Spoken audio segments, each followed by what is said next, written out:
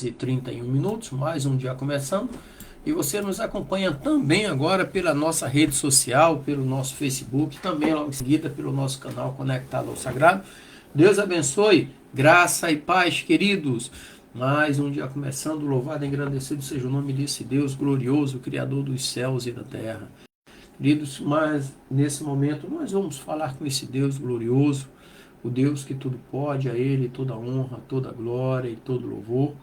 Senhor dos santos, vivo, poderoso, Deus Criador dos céus e da terra, Deus, muito obrigado, Pai. Obrigado pelo descanso da noite, obrigado por mais um dia de vida. Deus, a Ti, ó Pai, seja dada toda a honra, toda a glória, todo o louvor, seja feita a Sua vontade, assim na terra como no céu, Senhor. Em Tuas mãos eu coloco a minha vida da minha família, dos meus parentes, meus amigos, a vida de todos aqueles que estarão nos acompanhando nesta manhã. Os coloco todos em Tuas mãos como criatura nas mãos do Criador. Abençoa-nos, ó Deus, com a Tua presença, torna os nossos dias mais alegres, abençoados e prósperos, ó Pai. Em nome de Jesus. E neste dia, ó Pai, também que seja repreendido todo espírito de enfermidade, todo espírito de desânimo, todo espírito, ó Pai, de inveja, de rancor, de ódio, de culpa, de vício, de prostituição, e que verdadeiramente o Teu Espírito Santo, ó Deus, tome lugar em nossas vidas, nos consolando, nos confortando, nos direcionando e nos alicerçando. Deus, obrigado, Pai, em nome de Jesus, amém, e graças a Deus. E nessa manhã eu queria falar sobre a cura de um homem deficiente, de um homem aleijado por Paulo, né? Que é uma exposição da fé, uma exposição do poder de Deus. Então nós vamos falar, o texto que nós vamos ler está em Atos capítulo 14, do versículo 8 ao 20, que diz assim um texto, abre aspas, e estava sentado em Listra um homem aleijado, coxo de nascença, que nunca tinha andado. Este ouviu falar de Paulo, que fixando os olhos nele e vendo que tinha fé para ser curado, disse em alta voz, levanta-te sobre os seus pés. E ele saltou e andou. E vendo o povo o que Paulo fizera, levantaram a voz dizendo em língua licaônica, os deuses em forma de homem desceram até nós. E chamavam Barnabé de Júpiter e Paulo de Mercúrio, porque era este o que levava a palavra. E o sacerdote de Júpiter, cuja imagem estava diante da cidade, trouxe touros e flores à porta e queria oferecer sacrifícios com a multidão. Mas ouvindo isso, os apóstolos Barnabé e Paulo rasgaram suas vestes e, precipitando-se para o meio da multidão, clamavam e diziam, Senhores, por que fazer isto? Nós também somos homens como vós, sujeitos aos mesmos sentimentos, e vos anunciamos o Evangelho para que destas coisas vãs vos convertais ao Deus vivo, que fez o céu e a terra e o mar e tudo o que neles há. Nos tempos passados, ele deixou andar todas as nações em seus próprios caminhos. Contudo, não se deixou a si mesmo sem testemunho, fazendo bem e dando-vos do céu chuvas e tempos frutíferos, enchendo os vossos corações de mantimentos e de alegria. E dizendo estas coisas com dificuldade, impediram que o povo lhes oferecesse sacrifícios. Mas sobreveio então alguns judeus de Antioquia e Icônio, e persuadindo a multidão, apedrejaram a Paulo e arrastando-o para fora da cidade, presumindo que estava morto. Mas rodeando os discípulos, levantou-se e entrou na cidade, e no dia seguinte partiu com Barnabé para Derbe. Bom, se fosse hoje, esses homens queriam glória, né? Mas é assunto para outro dia. Primeiro vamos entender um pouco do contexto histórico e cultural da época. Esse relato aqui ocorre na cidade de Listra, que era uma região da galáxia ali, onde a cultura grego-romana predominava. Quando a gente fala cultura grego-romana, está falando, vamos tentar juntar aqui a mitologia, né? Deuses romanos e deuses gregos, eles tinham similaridade, nomes parecidos e o mesmo efeito mitológico, né? Então estava numa cidade onde tinha um sincretismo mitológico muito grande, ou seja, uma cultura grego-romana predominava. Os habitantes eram politeístas. O que significa politeísta ou politeísmo? Vários deuses. Por exemplo, o cristão é monoteísta, só tem um Deus. O judaísmo ele é monoteísta, só tem um Deus. Essa região aqui, o pessoal de Listra, eles eram politeístas, tinham uma mitologia rica que envolvia deuses como Júpiter e Mercúrio. Então o milagre da cura do aleijado se deu em um contexto onde a fé cristã estava se estabelecendo em meio a crenças pagãs.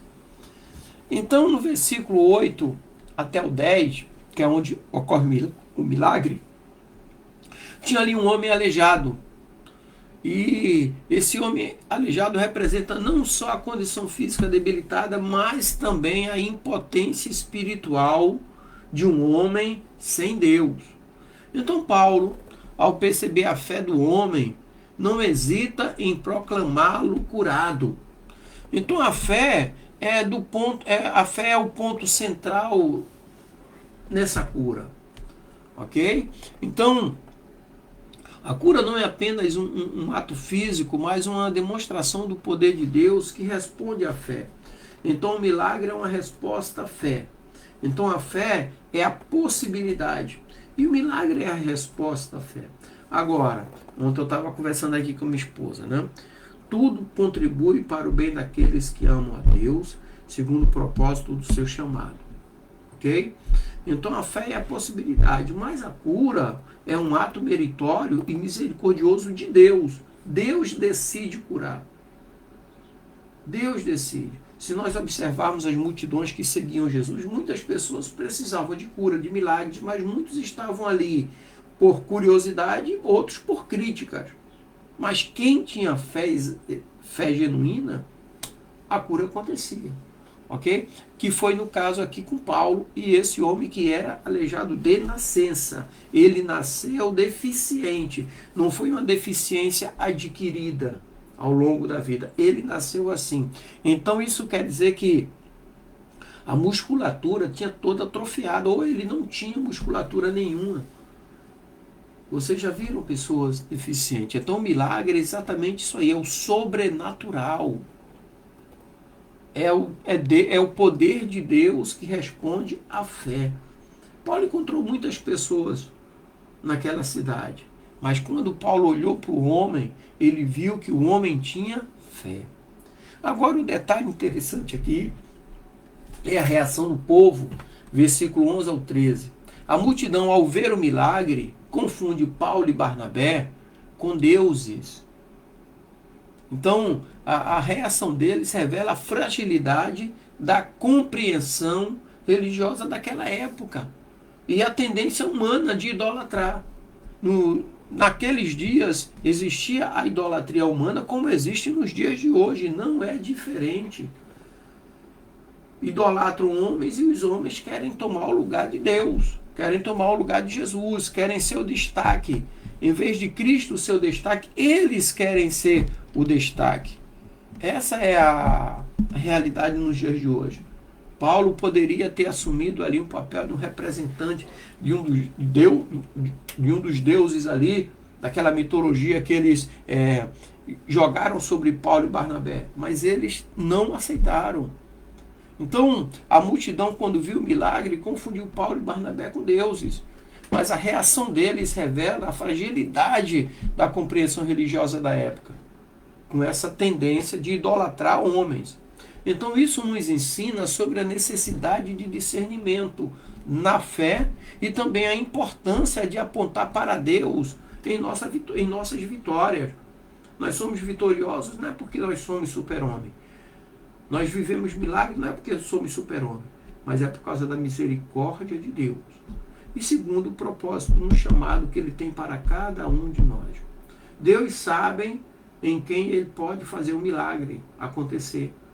Muitas das vezes pessoas eu já ouvi muitos testemunhos, você também, que a pessoa testemunha mais da sua fé do que Deus, do que do próprio Deus que fez o milagre. Ele vai atribuir a cura à oração do pastor, vai atribuir a cura à oração da igreja, mas não vai atribuir a Deus. Então muitos não recebem hoje milagre porque eles não revelam a fonte, não dão testemunho da fonte, que é o próprio Deus, que é Jesus, o Espírito Santo de Deus. Então muitos estão deficientes nessa condição. Ok? E no versículo 14 ao 18, nós temos ali a resposta dos apóstolos. Paulo e Barnabé, ao perceberem a adoração indevida, eles rasgam suas vestes, que é um sinal de desespero, e também é a rejeição à idolatria, que eles não querem ser idolatrado. Então eles aproveitam a oportunidade para pregar o evangelho, reafirmando que são apenas homens. Então isso nos mostra que devemos sempre direcionar a glória a Deus, e não a nós mesmos, e não a outros homens, mas a Deus. A Bíblia diz que a Ele seja dada toda a honra, toda a glória, todo louvor e toda adoração. A Deus. Ele é o gerenciador de todas as bênçãos e todos os milagres na nossa vida. Deus é o gerenciador da vida, Ele é o próprio criador da vida. Ele cria e gerencia a história de cada um de nós. No versículo 19 até o 20 ali, nós temos a história, onde a história dá um giro trágico, né? Quando os mesmos que adoravam Paulo agora o apedrejam. Vejam bem, eles saíram para adorar com oferenda. Vieram judeus de outra região próxima ali, fizeram a cabeça deles e agora eles passaram a apedrejar. Apedrejar o homem que Deus tinha usado como canal para realizar um milagre ali naquela cidade. Outros milagres iriam acontecer, mas eles rejeitaram. Isso é uma lição para nós também, que muitas das vezes o milagre não acontece porque nós rejeitamos a ação de Deus. E como que nós rejeitamos, pastor Dimas, a ação de Deus? Primeiro, quando nós não damos honra a Ele, não damos louvor a Ele, adoração a Ele, não dedicamos a Ele todas as coisas, não acontecem. Então esses homens aqui, eles não, além de não receberem a palavra, agora eles querem apedrejar Paulo. Querem não, apedrejaram. Então isso mostra a natureza volúvel do ser humano e os desafios que os apóstolos enfrentavam naquela época. Então Paulo, mesmo após ser apedrejado, levanta-se e continua a missão. Então essa resiliência paulina do apóstolo, essa resiliência do apóstolo Paulo é um exemplo poderoso de fé e compromisso com a verdade do Evangelho, que é a palavra de Deus. E como que nós conseguimos colocar de uma forma prática na nossa vida isso que aconteceu com Paulo e Barnabé? Como que nós temos a aplicação prática? Primeiro, a importância da fé, né? A cura do aleijado nos ensina que a fé é um fator crucial na experiência do milagre. A fé é um fator crucial. Então precisamos cultivar uma fé ativa que não apenas espera, mas que se manifesta em ação. A fé sem obras é morta, sem fé é impossível agradar a Deus. Aí vem aquela pergunta retórica, né? Como está a nossa fé em Deus nos desafios cotidianos, nos desafios do dia a dia? Eu quero abrir um espaço aqui, mandar um abraço, pastor Marcos. Deus abençoe, pastorzão, sua família, tenha um dia alegre, abençoado e próspero. Outro ponto prático aqui são os cuidados com a idolatria. Nós temos que ter muito cuidado.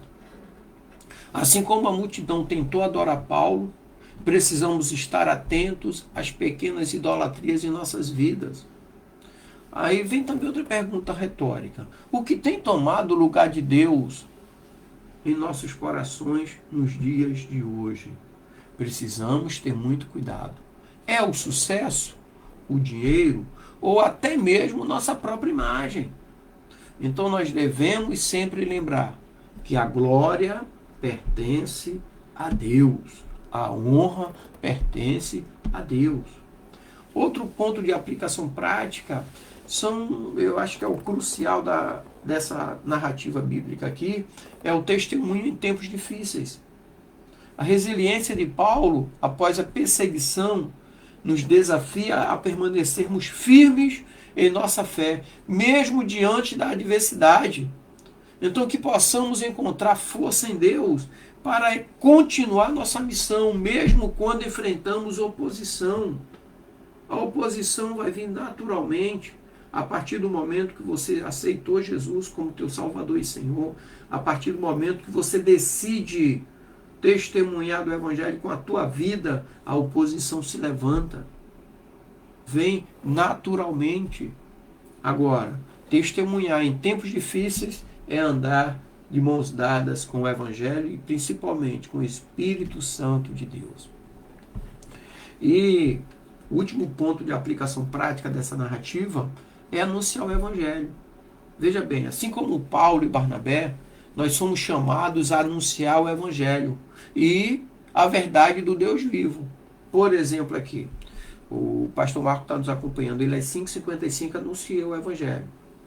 Eu pego às 6h30, 7 horas, que eu estou ao vivo aqui na rádio, né? Então, anunciar o Evangelho. Lógico, não estou me comparando, eu e o pastor Marcos aqui, a Paulo e Barnabé. É um exemplo para você que está nos acompanhando, né? Ele tem um propósito dele mais cedo e o meu um pouco mais tarde. Anunciar o Evangelho. Ou seja, nós somos chamados a anunciar o Evangelho e a verdade sobre o Deus vivo. O mesmo Deus que Paulo anunciou há quase 2000 anos atrás, nós estamos anunciando hoje. É uma verdade que transpõe a história. Então, que possamos ser instrumentos de transformação nas vidas das pessoas ao nosso redor, sempre apontando para Cristo, sempre. Né? Então, eu quero concluir nessa manhã falando a você, meu irmão, minha irmã, você que nos acompanha, tanto está nos acompanhando só no áudio, mas como também ao vivo. Quero dizer para você que a cura do aleijado por Paulo é mais do que um milagre. É uma lição sobre a fé, sobre a humildade e sobre a perseverança. Então, que possamos levar esses ensinamentos para nossas vidas, buscando sempre glorificar a Deus em tudo o que fazemos e vivemos, e viver essa fé de maneira autêntica e ousada. Como assim, pastor? Viver uma fé ousada? Não temer os desafios que se levantam, mas resistir usando a fé.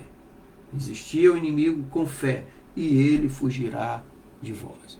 Então, que Deus nos abençoe e nos dê coragem para sermos testemunhas fiéis do amor de Deus e do poder de Deus. Amém? Que Deus abençoe, graça e paz. Tenhamos um dia alegre, abençoado e próspero em nome de Jesus. E para você que está conosco,